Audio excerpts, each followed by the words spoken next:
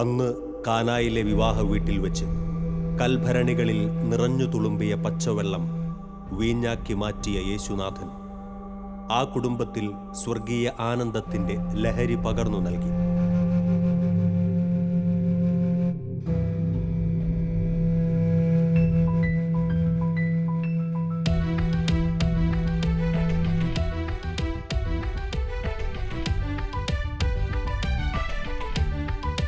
ഇന്ന് ലോകത്തിന്റെ ലഹരി തേടി ജീവിത വ്യഗ്രതയോടെ അലയുന്ന വ്യക്തിജീവിതങ്ങളും കുടുംബങ്ങളും.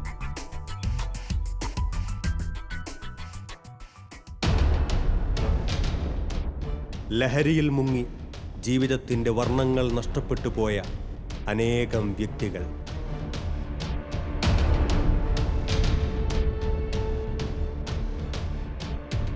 പ്രിയമുള്ളവരുടെ കണ്ണുനീരിൻ്റെയും പ്രാർത്ഥനയുടെയും ഫലമായി അവരിൽ ചിലർ ഉയിർത്തെഴുന്നേറ്റു.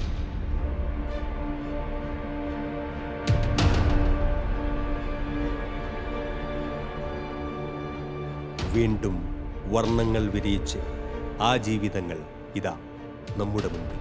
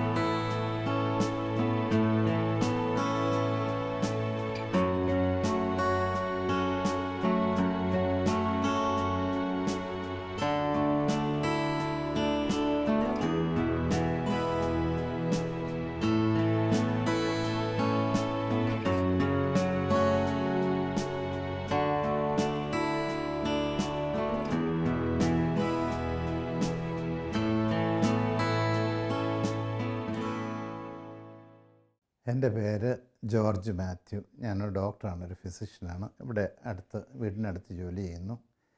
ഞാൻ വെളിച്ചാനി ഇടവകയിൽപ്പെട്ടയാളാണ്. കടവപ്പുഴ എന്നാണ് വീട്ടുപേര്. വെളിച്ചാനി കാഞ്ഞിരപ്പള്ളി രൂപതയിലാണ്, മുണ്ടക്കയത്തിനടുത്ത്, കോട്ടയം ഡിസ്ട്രിക്റ്റിലുള്ള സ്ഥലമാണ്. എനിക്ക് 5 സഹോദരന്മാരായിരുന്നു ഉണ്ടായിരുന്നത്. ഒരു സഹോദരൻ മരിച്ചുപോയി. മറ്റു 2 സഹോദരർ എൻ്റെ കൂടെ ഇപ്പം അടുത്ത് തന്നെ താമസിക്കുന്നുണ്ട്. ഒരു സഹോദരൻ ഡോക്ടർ കാനഡയിലുണ്ട്.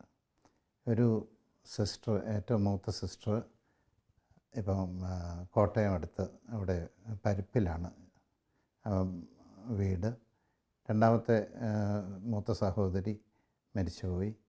ഇതെൻ്റെ ഭാര്യ ത്രസ്യാമ്മ, ആലപ്പുഴ വടക്കേക്കുളം കുടുംബാംഗമാണ് ആണ്. എനിക്ക് ഒരു ആൺകുട്ടി, ഒരു മോനും 2 പെൺമക്കളുമുള്ളത്. അവരെല്ലാം കെട്ടിച്ചു. എൻ്റെ മൂത്ത മോനാണിത്. അവനാണ് നേരത്തെ പറഞ്ഞ പോലെ ഡോക്ടറാണ്, സിംഗപ്പൂർ ജോലി ചെയ്യുന്നു. റോഷിനി ഭാര്യ. അവർക്ക് ഇപ്പം 5 മക്കളാണുള്ളത്. മൂത്ത മകൾ മേരിയുടെ ഹസ്ബൻഡ് തേജു, അവർ എറണാകുളത്താണ് താമസിക്കുന്നത്. മേരിക്ക് 5 മക്കളുള്ളത്. ഇവിടെ 5 മക്കളുടെയും പിന്നെ എൻ്റെ മോൻ്റെ കൊച്ചും കൂടെ ഉണ്ട് ആ കൂട്ടത്തിൽ. ഇതാണ് അവളുടെ ഫോട്ടോ. ഇത് ഞങ്ങൾ കൊച്ചുമക്കളുടെ കൂടെ ഇരിക്കുന്നതാണ്. 12 പേരുണ്ട്. ഇതിൻ്റെ അകത്ത് ഈ ഫോട്ടോ എടുത്തപ്പോൾ അത്ര ആയിട്ടില്ലായിരുന്നു. ഇളയ മോള് അന്നയാണ്. അന്ന ഒരു മ്യൂസിക് ടീച്ചറും കൂടെയാണ്. അന്നയുടെ ഹസ്ബൻഡ് അലക്സ് സിറ്റി ബാങ്ക് ജോലി ചെയ്യുന്നു. അന്നയുടെ 2 പിള്ളേർ. അങ്ങനെ എനിക്ക് 12 കൊച്ചുമക്കളുണ്ട്. ഒരു ഭാഗ്യപ്പെട്ട ഗ്രാൻഡ് ഫാദറാണ് ഞാൻ.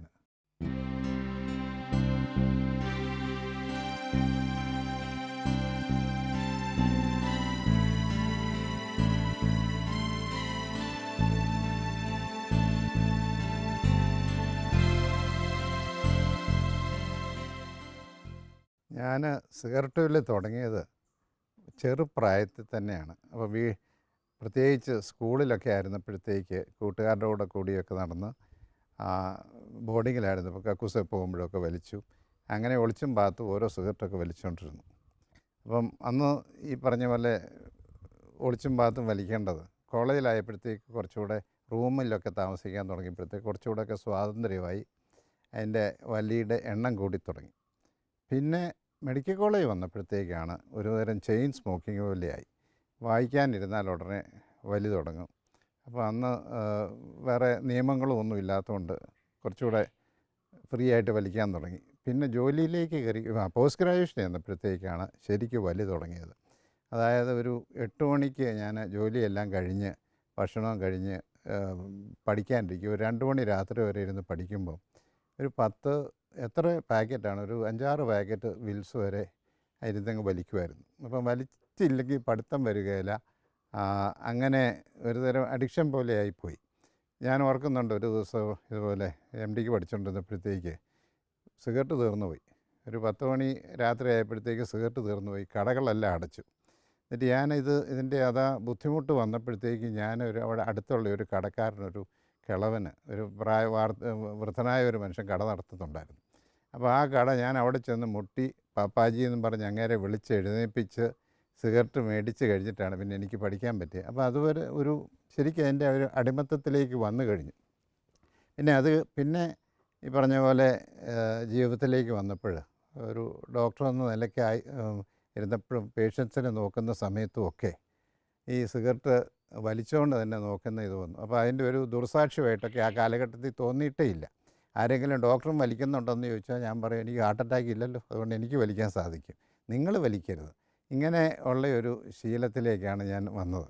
പിന്നെ സ്മോൾ അടിക്കുന്നതാണെങ്കിൽ, മദ്യപിക്കുന്നതാണെങ്കിൽ അത് ഞാൻ ഒരു അഡിക്ഷനായിട്ടില്ല, ഒരു അടിമത്തത്തിലേക്ക് വന്നിട്ടില്ലായിരുന്നു. പക്ഷേ വൈകുന്നേരം ഞങ്ങൾ ജോലിയെല്ലാം കഴിഞ്ഞ് ഒരു 3-4 ഒക്കെ അടിക്കുന്ന ഒരു സ്ഥിതിയിലേക്ക് വന്നു. ഞാൻ വിദേശത്ത് പോയി, ഇംഗ്ലണ്ടിലൊക്കെ പോയപ്പോഴത്തേക്ക് ഇതുപോലെ കൂട്ടുകൂടി എല്ലാ ദിവസവും തന്നെ മിക്കവാറും മദ്യപിക്കുമായിരുന്നു. അതല്ല, ഞാൻ വിദേശത്ത് പിന്നെ സൗദി അറേബ്യയിൽ ചെന്നിട്ടുണ്ട്. അവിടെ അന്നേരം മദ്യം കിട്ടാത്തത് കൊണ്ട് ഞങ്ങൾ ഈ പറഞ്ഞ പോലെ വൈന് അത് ഫെർമെൻറ്റ് ചെയ്ത് തന്നെത്താൻ ഉണ്ടാക്കി കുടിക്കുമായിരുന്നു. ഞാൻ ഓർക്കുന്നുണ്ട്, ഒരു ദിവസം ഞങ്ങൾ ഈ മദ്യമൊക്കെ ഉണ്ടാക്കിക്കൊണ്ടിരുന്നപ്പോഴത്തേക്ക് ഒരു കന്നാസ് പൊട്ടിപ്പോയിട്ട് അവിടെ മുഴുവൻ ഭയങ്കര ഈ മദ്യത്തിൻ്റെ മണം വന്നു. അതായത് ഭയപ്പെടുത്തുന്ന പോലെ മണം പുറത്തേക്കൊക്കെ വരികയും ചെയ്തു. അതെല്ലാം ഞങ്ങൾ തൂത്ത് വൃത്തിയാക്കി വൃത്തിയാക്കേണ്ട ഒരു അവസ്ഥ ഉണ്ടായിട്ടുണ്ട്. അപ്പോൾ ഇതുപോലെ മദ്യത്തിന് വാസ്തവത്തിൽ അടിമത്വം എന്ന് പറയത്തില്ല, എങ്കിലും സിഗരറ്റിൻ്റെ ഡെഫിനറ്റായിട്ട് അടിമയായിരുന്നു. സിഗരറ്റ് വലിക്കാതെ എനിക്ക് പഠിക്കാൻ പറ്റുകയില്ല, ജോലി ചെയ്യാൻ പറ്റാത്തൊരവസ്ഥ വരെ അങ്ങനെ അതപ്പതിച്ച് പോയായിരുന്നു.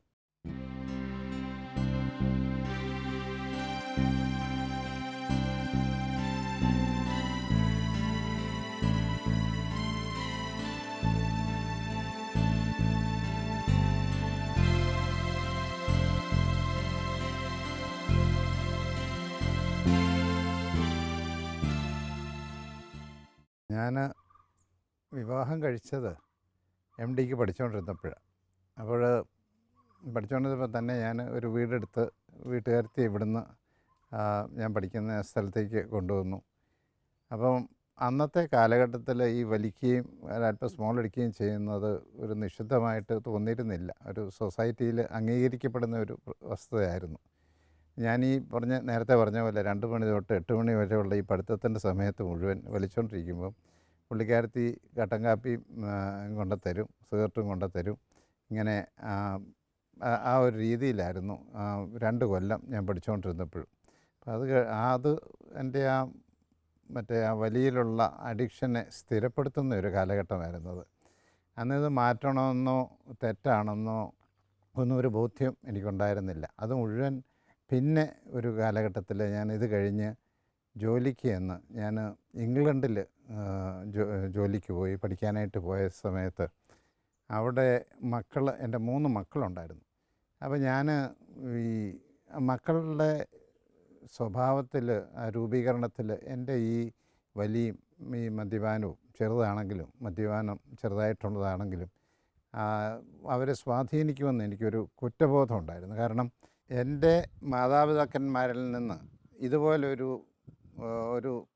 സാക്ഷ്യമല്ല എനിക്ക് കിട്ടിയിരുന്നത്. അവർ ഉണ്ടായിരുന്ന ആ ധാർമ്മികമായിട്ടുള്ള ശക്തി അത് എൻ്റെ ജീവിതത്തിലില്ലോ എന്നുള്ള ഒരു കുറ്റബോധം എനിക്കുണ്ടായിരുന്നു. കാരണം എനിക്ക് എൻ്റെ മക്കളോട് പറഞ്ഞു കൊടുക്കാൻ തക്കതായിട്ടുള്ള ഒരു ആത്മീയ ഒരു ജീവിതം എനിക്കില്ല. അപ്പോൾ ആ ബോധ്യത്തിൽ ഒരു ദിവസം ഞാൻ ഓർക്കുന്നുണ്ട്, ഞാൻ ഒരു രാത്രി 1 മണി ആയി കാണും. ടി വി ഒക്കെ കണ്ടുകൊണ്ട് പയ്യെ ഞങ്ങളുടെ ബെഡ്റൂമിലേക്ക്, ആ കിടപ്പുമുറിയിലേക്ക് നടന്നു പോകുന്ന അവസരത്തിൽ എൻ്റെ മുട്ട് വന്ന് ആ സ്റ്റെയർ കേസിൽ മുട്ടി ഭയങ്കരമായിട്ട് വേദനയായിട്ട് ഞാൻ ആ സ്റ്റെയർ കേസിലിരുന്നു. അന്ന് ഞാൻ കർത്താവിനോടൊന്ന് പ്രാർത്ഥിച്ചു, ദൈവമേ, എനിക്ക് ഈ മോറൽ സ്ട്രെങ്ത് ഇല്ലല്ലോ എൻ്റെ പിള്ളേരെ നല്ലപോലെ വളർത്താനും പറഞ്ഞു കൊടുക്കാനുമുള്ള. എന്നാൽ എനിക്ക് ഈ ഘട്ടത്തിൽ നിന്ന്, ഈ ഉള്ള ഒരു സാഹചര്യത്തിൽ നിന്ന്, ഈ സിഗരറ്റ് വലിയും മദ്യപാനവും ഇതിൽ നിന്ന് മാറാൻ എനിക്ക് സാധിക്കുന്നുമില്ല. ഞാൻ ഇതിൻ്റെ അടിമയാണല്ലോ എന്നൊരു ബോധ്യത്തോടു കൂടി ആത്മാർത്ഥമായിട്ടാണ് ഞാൻ ഒരു നിമിഷം അവിടെ ഇരുന്നുകൊണ്ട് എൻ്റെ കർത്താവിനോട് പ്രാർത്ഥിക്കുന്നതായിട്ട് ഓർക്കുന്നുണ്ട്. പക്ഷെ അത് കഴിഞ്ഞിട്ടും വലിയ വ്യത്യാസമൊന്നും ആ ഇടയ്ക്ക് എൻ്റെ ജീവിതത്തിലുണ്ടായില്ല. പിന്നെ അത് സംഭവിക്കുന്നത്, ഞാൻ നാട്ടിലേക്ക് തിരിച്ചു വന്നു. അപ്പോൾ അവിടുന്ന് ഇംഗ്ലണ്ടിൽ നിന്ന് ഡിഗ്രിയൊക്കെ എടുത്ത് നാട്ടിലേക്ക് തിരിച്ചു വന്നു കഴിഞ്ഞ് സൗദി അറേബ്യയിലൊരു ജോലിക്ക് പോയി. ആ ജോലിക്ക് പോയ ആ അവസരത്തിൽ തന്നെ, ഇപ്പോൾ സൗദിയിൽ ഞാൻ നേരത്തെ പറഞ്ഞ പോലെ അവിടെ മദ്യപിക്കാനൊന്നും അവസരമില്ലായിരുന്നു. ഈ മദ്യം ഒന്നും മേടിക്കാൻ പറ്റുകയില്ലായിരുന്നു. അപ്പോൾ അതുകൊണ്ടാണ് ഞങ്ങൾ അന്ന് പയ്യെ ഈ വൈൻ ഫെർമെൻറ്റ് ചെയ്ത് തന്നെത്താൻ കുടിക്കാൻ തുടങ്ങിയത്. ആ കാലഘട്ടത്തിലും എനിക്ക് ഈ മദ്യത്തിൽ നിന്നും സിഗരറ്റിൽ നിന്നും മോചനം കിട്ടിയിട്ടില്ല. അന്നും ഒരു മാൽബറോ എന്ന് പറയുന്ന ഒരു സ്ട്രോങ് റോസ്റ്റ് ടുബാക്കോയുടെ ഒരു 20ൻ്റെ പാക്കറ്റുണ്ട്. അന്നും ഒരു 3 പാക്കറ്റ് ഞാൻ ഓരോ ദിവസവും തീർക്കുമായിരുന്നു.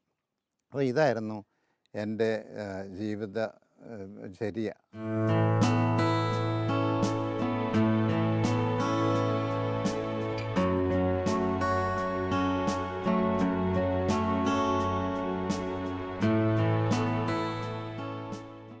ഞാൻ സൗദി അറേബ്യ ജോലി ചെയ്തുകൊണ്ടിരുന്നപ്പോഴാണ് എൻ്റെ ജീവിതത്തിലെ ഏറ്റവും സുപ്രധാനം എന്ന് പറയാം, ഏറ്റവും സന്തോഷപ്രദമായിട്ടുള്ള സംഭവം ഉണ്ടായത്. ഞാൻ അവിടെ വെച്ച് അന്ന് അവിടെ പള്ളിയില്ല, പ്രാർത്ഥനയില്ല, അതുപോലെ തന്നെ വൈദികരില്ല. അങ്ങനൊരു സാഹചര്യത്തിൽ ജീവിച്ചുകൊണ്ടിരുന്നപ്പോഴത്തേക്ക് ഒളിവിൽ കഴിയുന്ന ചില സഹോദരങ്ങൾ, പ്രാർത്ഥനാ ഗ്രൂപ്പുകാർ, അവരെൻ്റെ വീട്ടിൽ വന്ന് എന്നോട് കർത്താവിനെ പറ്റി പറയാനും ഒക്കെ തുടങ്ങി. അപ്പോൾ അവർക്ക് ഒരു മലയാളി എന്ന നിലയ്ക്ക് എന്നോട് സ്നേഹമുണ്ടായിരുന്നു. അപ്പോൾ ഞാൻ അവിടെ ഒരു മലയാളി കൺസൾട്ടൻ്റ് അവിടെ ഒരു ആശുപത്രി ജോലി ചെയ്തപ്പോൾ അവർക്കും സന്തോഷം ഉള്ളതുകൊണ്ട് എൻ്റെ അടുത്ത് വന്ന് കർത്താവിനെക്കുറിച്ച് പറയാനായിട്ട് അവർ വന്നു. അപ്പോൾ ഞാൻ നോക്കിയപ്പോഴത്തേക്ക് ഞാൻ സീനിയർ കൺസൾട്ടൻ്റാണ്. ഇവരൊക്കെ കുറച്ചുകൂടെ ഞാനുമായിട്ട് ബന്ധമില്ലാത്ത ഒരു ലെവലിൽ കഴിയുന്ന ഒരാൾക്കാരെന്നുള്ള ഒരു തെറ്റായ ഒരു അഹങ്കാരവും ഒക്കെ എനിക്കുണ്ടായിരുന്നു. അപ്പോൾ അത് കാരണം ഇവർ വന്നപ്പോഴത്തേക്ക് ഞാൻ അത്ര വലിയ എൻകറേജ് ചെയ്തൊന്നുമില്ല. ഇവർ വന്നപ്പോഴത്തേക്ക് കർത്താവിനെക്കുറിച്ച് പറഞ്ഞു. ഞാൻ പറഞ്ഞു, ഞാനും ഒരു തലമുറകളായിട്ട് തോമാശ്ലീഹയുടെ കാലം തൊട്ട് ഞാനും ക്രിസ്ത്യാനിയായിട്ട് ജീവിക്കുന്ന, ഇതൊക്കെ എനിക്ക് അറിയാവുന്നതേ ഉള്ളൂ എന്നും പറഞ്ഞ് ഞാൻ അവരെ പറഞ്ഞ് അത്ര ഉത്സാഹം കാണിച്ചില്ല. ഏതൊക്കെയാലും ഒരു ദിവസം ഇവരിങ്ങനെ വന്നപ്പോഴത്തേക്ക് ഞാൻ ടി വി ഒക്കെ ഓണാക്കി ടി വിയിലേക്ക് ശ്രദ്ധ കൊടുത്തു.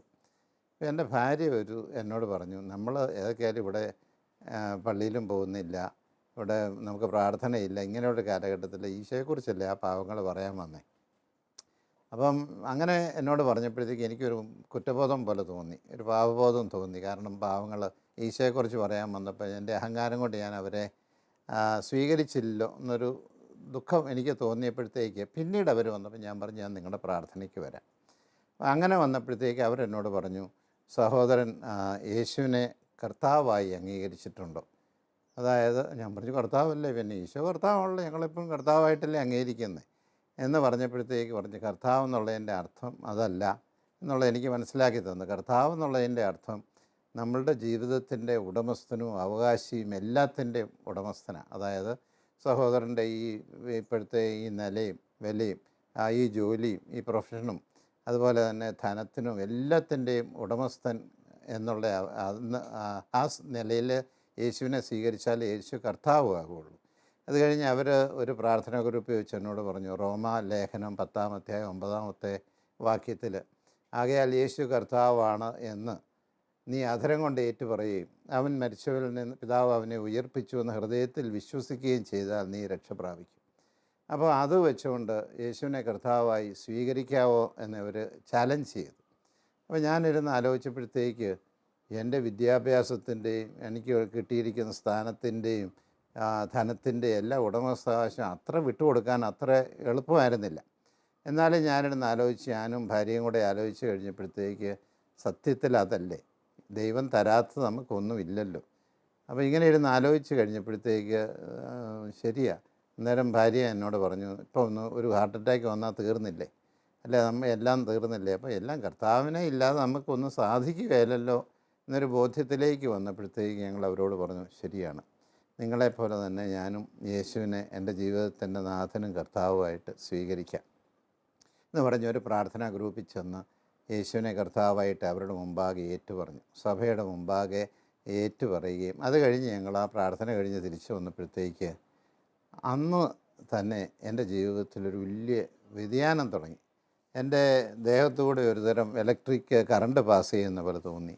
അതുപോലെ തന്നെ എൻ്റെ ഭാര്യയ്ക്കും ദേഹത്തോടൊരു ചൂട് അനുഭവപ്പെടുന്ന പോലെ തോന്നി. പിറ്റേ ദിവസം ഞാൻ ആശുപത്രിയിലേക്ക് പോയപ്പം എനിക്കൊരു തോന്നൽ, കർത്താവ് എൻ്റെ വശത്തൂടെ പോകുന്നുണ്ടെന്ന്.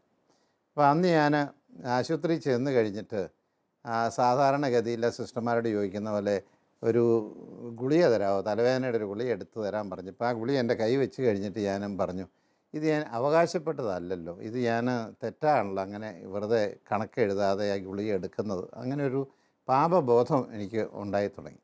അതുപോലെ തന്നെ ഞാൻ ഒരു 4-5 ലാർജ് അടിക്കുമ്പോൾ കിട്ടുന്ന ഒരു സുഖം എൻ്റെ ദേഹത്തൂടെ, ആ ഒരു മന്നിപ്പുണ്ടല്ലോ നമ്മൾ ലാർജ് അടിച്ച് കഴിയുമ്പോൾ ആ ഒരു സുഖം എൻ്റെ തലയ്ക്ക് വരാൻ തുടങ്ങി.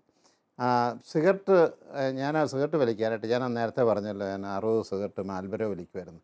ഒരു മാൽബറോ അന്ന് എൻ്റെ ആ ക്ലിനിക്ക് പോട്ടെ, ആശുപത്രിയിലെ എൻ്റെ വാർഡിനോട് അനുബന്ധിച്ചുള്ള ഒരു മുറിയിൽ ഇങ്ങനെ ഒരു പാക്കറ്റ് മാൽബറോ സിഗരറ്റ് കിടപ്പുണ്ടായിരുന്നു. ഞാനത് തുറന്ന് നോക്കിയിട്ട് ആ ഡ്രോ തുറന്ന് സിഗരറ്റ് ഇരിക്കുന്ന കണ്ടിട്ട് ഞാൻ തിരിച്ച് വെച്ചേച്ച് പറഞ്ഞു, ഈ സിഗരറ്റ് വലിക്കാതെ തന്നെ എനിക്ക് അതിൻ്റെ ആ ലഹരി കിട്ടുന്നുണ്ടല്ലോ, അപ്പോൾ ഇത് വേണ്ട. അങ്ങനെ ഏതാനും ദിവസങ്ങളായിട്ട് ഞാൻ ഈ സിഗരറ്റ് വന്ന് തുറന്നു നോക്കും, വലിക്കുന്നില്ല. വീട്ടിൽ ചെന്ന് കഴിഞ്ഞാൽ ഞങ്ങൾ ഇതുപോലെ ഫെർമെൻ്റ് ചെയ്ത് വെച്ചിരുന്ന വൈന് അത് കുടിക്കാൻ ആഗ്രഹം തോന്നില്ല. കാരണം അല്ലാതെ തന്നെ കർത്താവ് എനിക്ക് ആ ലഹരി തരുന്നുണ്ടായിരുന്നു. പിന്നെ എൻ്റെ കൂടെ ഇത് ഫെർമെൻ്റ് ചെയ്യാൻ വെച്ച് അതിൻ്റെ ഒരു സഹപാഠി ഒരു ഡോക്ടർ ഉണ്ടായിരുന്നു, പേര് പറയുന്നില്ല. ആ ഡോക്ടർക്ക് ഞാൻ പകുതി കൊടുക്കേണ്ടതായിരുന്നു. ഞാൻ നിങ്ങൾ വെച്ച് ഒരു 10-20 കുപ്പിയെങ്കിലും വൈന് കിട്ടത്തക്ക വിധത്തിലുള്ള കന്നാസ് നിറച്ചിട്ടുണ്ടായിരുന്നു. അപ്പോൾ അത് ഞാൻ അവനോട് പറഞ്ഞു, എനിക്കിത് വേണ്ട, ഇതില്ലാതെ തന്നെ എനിക്ക് ഇതിൻ്റെ ലഹരി കിട്ടുന്നുണ്ടെന്ന് പറഞ്ഞു. അപ്പോൾ അങ്ങനെ വന്നപ്പോഴത്തേക്ക് എൻ്റെ ജീവിതത്തിലേക്കൊരു സ്ഥായിയായ മാറ്റം, ഒരു മാനസാന്തരം ഉണ്ടാകുന്നു. ഞാൻ ആഗ്രഹിക്കാതെ തന്നെ എൻ്റെ സിഗരറ്റ് വലി, മദ്യപാനം പോകുന്നു. ഞങ്ങൾ മലയാളി ഡോക്ടേഴ്സ് എല്ലാം കൂടെ കൂടിയിരുന്ന ഒരു പരദൂഷണം പറയുന്ന ഒരു കമ്പനി ഉണ്ടായിരുന്നു. വൈകുന്നേരം ഞാൻ അവിടെ ചെന്ന് കഴിഞ്ഞപ്പോഴത്തേക്ക് എനിക്ക് അവിടെ ഇരിക്കാനും ഈ പറഞ്ഞ പോലെ ആ ഗോസിപ്പിൽ പങ്കുചേരാനാകുള്ള പഴയ പോലെയുള്ളൊരു താല്പര്യമില്ലാതായി. അപ്പോൾ ഇത് ഒരു പ്രത്യേകതരം ഒരു മാനസാന്തരം. ഞങ്ങൾ അന്ന് സ്മഗിൾ ചെയ്ത് കിടത്തിയ ഒരു ബൈബിള് ഞങ്ങൾക്ക് കിട്ടി. അത് വായിക്കാനുള്ള ഒരു ആർത്തി, വായിക്കുമ്പോൾ അതിൻ്റെ അർത്ഥങ്ങളൊക്കെ മുമ്പ് ഒരിക്കലും ഇല്ലാത്ത പോലെ അതിൻ്റെ വ്യാഖ്യാനങ്ങളൊക്കെ സ്വയം കിട്ടിത്തുടങ്ങി. ഇങ്ങനെ അതുപോലെ തന്നെ ഈ ഗോസിപ്പും സ്മോളും അടിക്കുന്നത് പോലെയുള്ള തന്നെ അതിനേക്കാളും ഞങ്ങൾക്ക് സന്തോഷം പ്രാർത്ഥനയിലായി. ഞങ്ങൾ പ്രാർത്ഥനയിലേക്ക് രണ്ടുപേരും ഇരുന്നു. ഞാനൊരു ദിവസം ഇതുപോലെ തന്നെ വീട്ടിൽ വന്നപ്പോഴത്തേക്ക് എൻ്റെ വൈഫിരുന്ന് ഇങ്ങനെ മുട്ടുകുത്തി ചമ്പരം പണഞ്ഞിരുന്ന് പ്രാർത്ഥിക്കുക, കണ്ണുനീരിങ്ങനെ വന്നുകൊണ്ടിരിക്കുക. ഞാൻ ചോദിച്ചെന്നാ, എനിക്ക് ദൈവത്തിൻ്റെ കർത്താവിൻ്റെ സ്നേഹം അനുഭവിക്കുന്നു, അതുകൊണ്ട് ഞാൻ കരഞ്ഞതല്ല, ദുഃഖം കൊണ്ട് കരയുന്നതല്ലെന്ന് പറഞ്ഞു. ഞങ്ങൾ രണ്ടുപേരും അത് കാരണം പ്രാർത്ഥന ജീവിതത്തിലേക്ക് വന്നു. അതുപോലെ എൻ്റെ സിഗരറ്റ് വലിയും മദ്യപാനും ഒക്കെ അങ്ങ് നിന്നു. ഈ സ്മോൾ അടിക്കുന്നതിനേക്കാളും സന്തോഷം കർത്താവിനെക്കുറിച്ച് പറയുക, പ്രാർത്ഥിക്കുക, ഇങ്ങനെയുള്ളൊരു അവസ്ഥയിലേക്ക് വന്നു.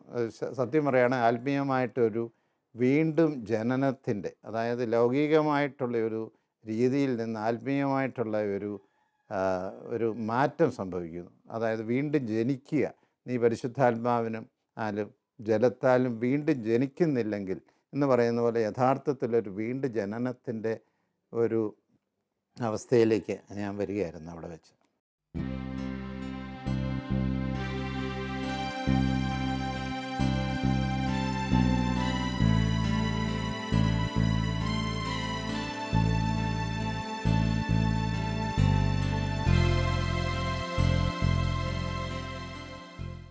ഞാൻ ഫാദർ ജോസ് മാത്യു പറപ്പള്ളി. കഴിഞ്ഞ ഒരു വർഷമായിട്ട് വെളിച്ചാനി സെൻറ് തോമസ് പള്ളിയുടെ വികാരിയാണ്.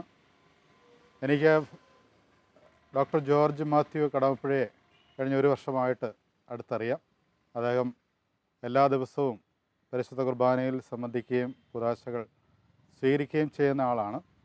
ഞാനിവിടെ വന്നതിന് ശേഷമാണ് അദ്ദേഹത്തെക്കുറിച്ച് കൂടുതൽ അറിയുന്നത്.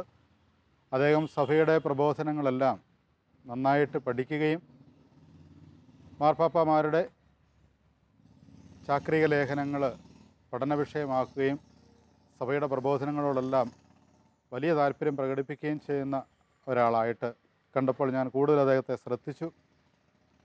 അപ്പോൾ എനിക്ക് മനസ്സിലായി ഡോക്ടർക്ക് ഒരു ഫാസ്റ്റ് ഹിസ്റ്ററി ഉണ്ടായിരുന്നുവെന്ന്. അദ്ദേഹം ഒരു ചെയിൻ സ്മോക്കറായിരുന്നെന്ന് ഞാൻ മനസ്സിലാക്കി. ഏതാണ്ട് 10-60 സിഗരറ്റുകൾ ഒരു ദിവസം അദ്ദേഹം വലിക്കുമായിരുന്നു.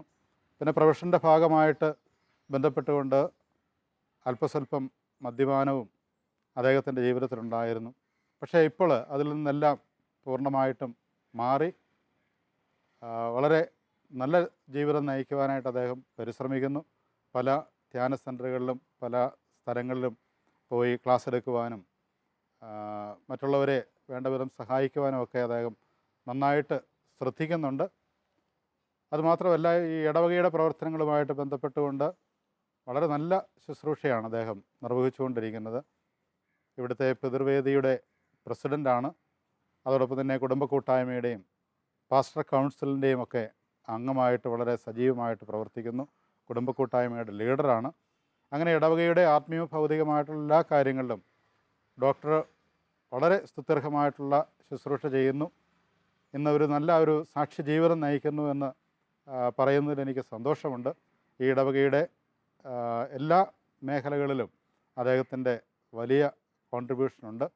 അദ്ദേഹത്തെക്കുറിച്ച് ഞങ്ങൾക്ക് എല്ലാവർക്കും വളരെ സന്തോഷവും അഭിമാനവുമാണ്.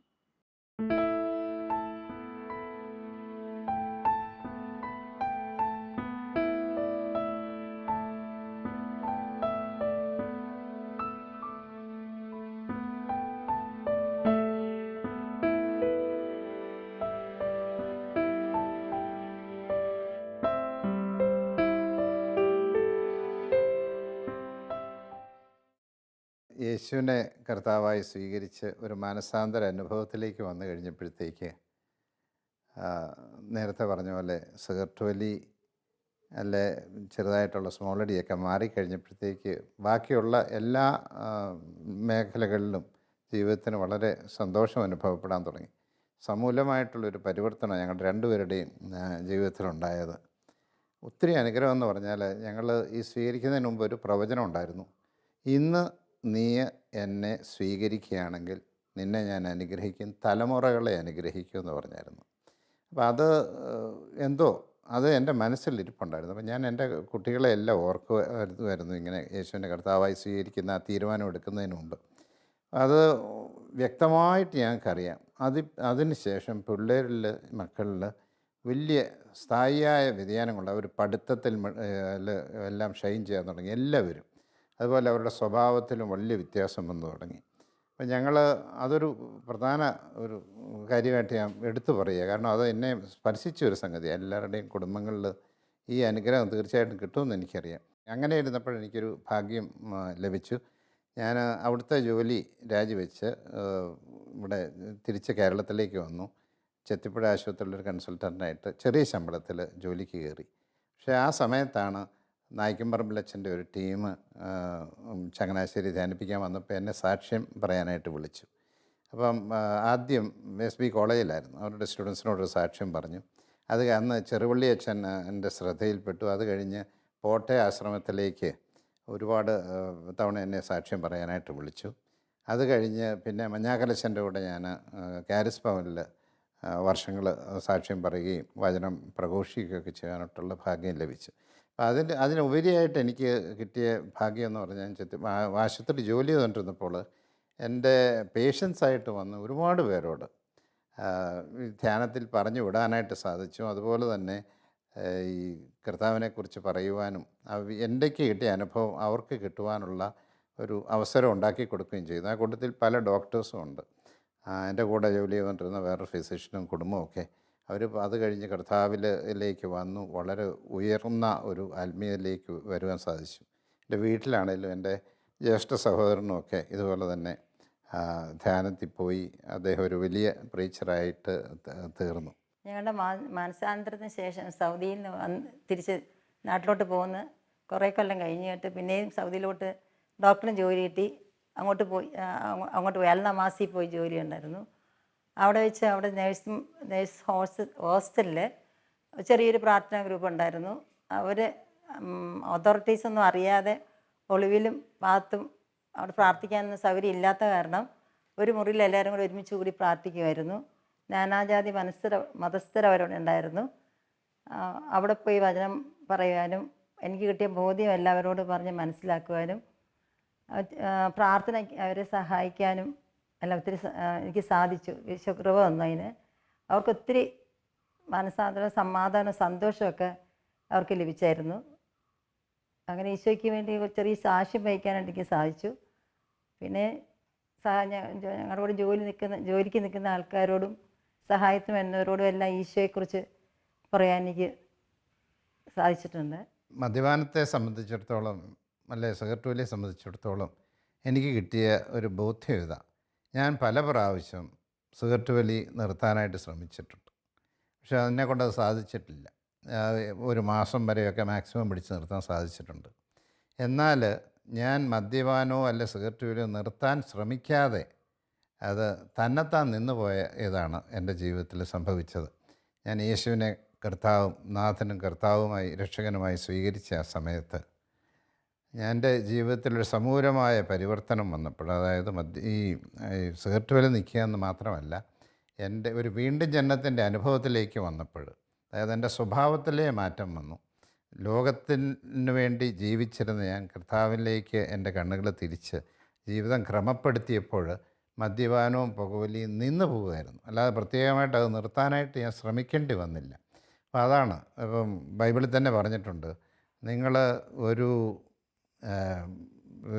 കീറിയ ഒരു തുണി അതിനൊരു പഴയ ഒരു തുണിയോടുകൂടി പുതിയൊരു തുണി തുന്നിപ്പിടിപ്പിക്കാൻ ശ്രമിക്കുകയാണെങ്കിൽ അത് കൂടുതൽ വഷളാകുകയുള്ളൂ, കൂടുതൽ വലിയ ഒരു കീറൽ ഉണ്ടാകുകയുള്ളൂ. അതിന് പകരം വാസ്തവത്തിൽ ചെയ്യേണ്ടത് നമ്മളൊരു പുതിയ ഷർട്ട് മേടിച്ചിടുക, ഒരു പുതിയ വസ്ത്രം മേടിച്ചിടുക എന്ന് പറയുന്നത് പോലെ തന്നെ നമ്മൾ കേവലം ഒരു മദ്യപാനോ അല്ല സിഗരറ്റ് വലി ഒരു ദുശ്ശീലം മാറ്റാനായിട്ട് മാത്രം ശ്രമിക്കുകയാണെങ്കിൽ അത് വലിയ വിജയപ്രദമായിരിക്കുകയില്ല. അതേ സമയത്ത് ഈ ഒരു വീണ്ടും ജനനത്തിൻ്റെ ഒരു അനുഭവത്തിലേക്ക് സമൂലമായ ഒരു പരിവർത്തനം നമ്മുടെ ജീവിതത്തിലുണ്ടാകുമ്പോൾ ഇതെല്ലാം നമ്മൾ അറിയാതെ തന്നെ മാറിപ്പോകും. അതാണ് എൻ്റെ ജീവിതത്തിലുണ്ടാക്കിയത്. ബൈബിളിൽ പറയുന്നുണ്ട്, നമ്മളൊരു വീട്ടിലൊരാൾ കാവൽക്കാരൻ, ഒരു ശക്തനായ ഒരുത്തൻ കാവൽ നിൽക്കുകയാണെങ്കിൽ ആ കാവൽ നിൽക്കുന്നവനെ കീഴ്പ്പെടുത്തിയാൽ മാത്രമേ ആ വീട്ടിൽ കയറി വസ്തു കവർ ചെയ്യാൻ സാധിക്കുകയുള്ളൂ എന്ന് പറയുന്ന പോലെ തന്നെയായിരുന്നു എൻ്റെ ജീവിതത്തിലും. സാത്താനായിരുന്നു ശക്തനായ ഒരു കാവൽക്കാരൻ. അപ്പോൾ അവൻ്റെ വഴിക്ക് തന്നെ പൊയ്ക്കൊണ്ടിരിക്കുകയായിരുന്നു ഞാൻ. ആ സമയത്താണ് അതിനേക്കാളും ശക്തിയുള്ള പരിശുദ്ധാത്മാവിൻ്റെ അഭിഷേകം കിട്ടിയപ്പോൾ കർത്താവ് എൻ്റെ ജീവിതത്തിലേക്ക് കടന്നു വന്നപ്പോഴത്തേക്ക് ഈ സാത്താനെ പിടിച്ച് മാറ്റി അവനെ കോൺക്രീ ചെയ്ത് മാറ്റിക്കഴിഞ്ഞപ്പോഴത്തേക്ക് കർത്താവിൻ്റെ പ്രവൃത്തി എനിക്ക് ചെയ്യാൻ സാധിച്ചു. അന്നേരം ഈ പറഞ്ഞ പോലെ ഈ ദുശ്ശീലങ്ങളൊക്കെ അങ്ങ് മാറിക്കിട്ടുമായിരുന്നു. അപ്പം നമുക്ക് പ്രധാനമായിട്ട് നമ്മൾ മദ്യപാനോ ഇതിൻ്റെ അടിമത്തത്തിലുള്ള ഒരാൾ പ്രത്യേകം ശ്രദ്ധിക്കേണ്ടത് എന്നാന്ന് പറഞ്ഞാൽ, കേവലം മദ്യപാനം മാറ്റാനായിട്ടോ കേവലം സിഗരറ്റ് വലി മാറ്റാനായിട്ടോ ശ്രമിക്കരുത്. ആ സമൂലമായ ഒരു പരിവർത്തനം, ഒരു വീണ്ടും ജനിക്കുന്ന ഒരവസ്ഥ, ആ സാത്താനിൽ നിന്നല്ല ലോകത്തിൻ്റെ ജഡികമായ ആ പ്രവണതകളിൽ സന്തോഷങ്ങളിൽ നിന്ന് മാറ്റി ദൈവത്തിലേക്ക് തിരിയുമ്പോൾ നമുക്കുണ്ടാകും. അങ്ങനെ ആകുമ്പം തീർച്ചയായിട്ടും ഈ നിസ്സാരമായിട്ടുള്ള കള്ളുകൂടിയോ അതെല്ലാം അങ്ങ് നിസ്സാരം ആയിട്ട് അത് മാറിക്കിട്ടും നമുക്ക്. ഇതാണ് എനിക്ക് പ്രത്യേകമായിട്ട് എൻ്റെ ജീവിതത്തിൽ നിന്ന് എനിക്ക് മനസ്സിലാക്കിയതും എൻ്റെ എല്ലാവരോടും പറയാനുള്ളത് ഒരു വസ്തുത.